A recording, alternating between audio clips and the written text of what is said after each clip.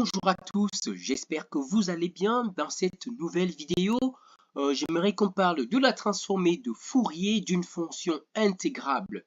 Alors, je vous propose l'exercice suivant, soit f de t égale à exponentielle de moins at fois u de t, où u de t est la fonction échelon de l'unité. Donc cette fonction, c'est une fonction qui est définie par morceau. Elle vaut 0 si t est négatif, elle vaut 1 si t est positif. Donc ici à droite, on a le graphe de la fonction échelon de l'unité. Donc le but de l'exercice, c'est de calculer la transformée de Fourier de notre fonction f de t. Donc on peut facilement remarquer que cette fonction elle est intégrable parce que pour déterminer la transformée de Fourier d'une fonction, une condition nécessaire est que la fonction soit intégrable. Donc ainsi, comment est-ce qu'on calcule donc la transformée de Fourier? Il faut que la transformée de Fourier, lorsqu'elle est intégrable, est donnée par l'intégrale sur R, donc l'intégrale allant de moins l'infini à plus l'infini de notre fonction fois exponentielle moins i xi t. Donc notre fonction, c'est exponentielle de moins at fois u de t. Comment est-ce qu'on peut donc évaluer cette fonction u de t dans l'intervalle moins l'infini plus l'infini? On va séparer cette intégrale en deux, c'est-à-dire de moins l'infini à 0 et de 0 à plus l'infini. On sait que de moins l'infini à 0, lorsque t est négatif, la fonction u vaut 0 et de 0 à plus l'infini, la fonction u vaut 1.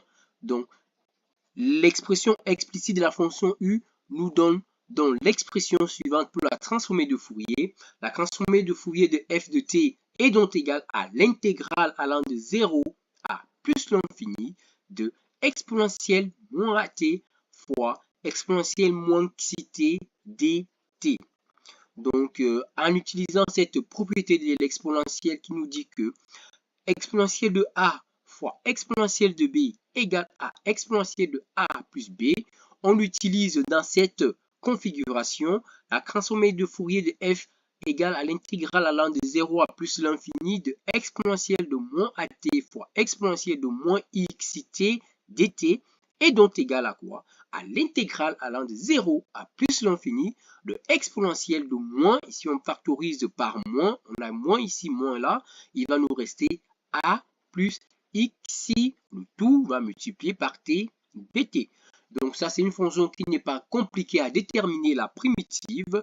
On a donc la transformée de Fourier de f est donc égale à l'intégrale allant de 0 à plus l'infini de cette fonction.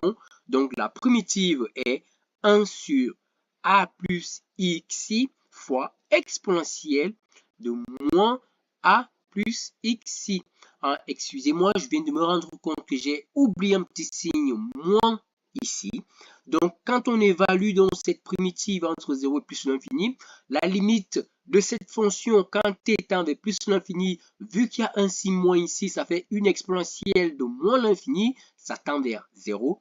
Et en 0, modulo le signe moins que j'ai oublié ici et celui de la formule, on trouve donc que la transformée de Fourier de notre fonction, c'est donc 1 sur a plus xi. Donc, c'est une fonction, parce que la transformée de Fourier, c'est une intégrale, mais elle nous donne une fonction. Et cette fonction, le paramètre, c'est xi. Voilà, on est arrivé au terme de cette vidéo. Si la résolution vous a plu, n'hésitez pas à me le dire en commentaire.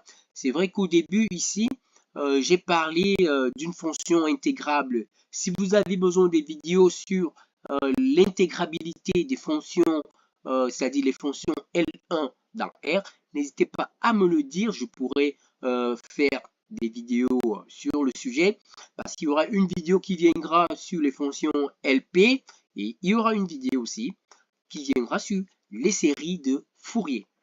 Merci.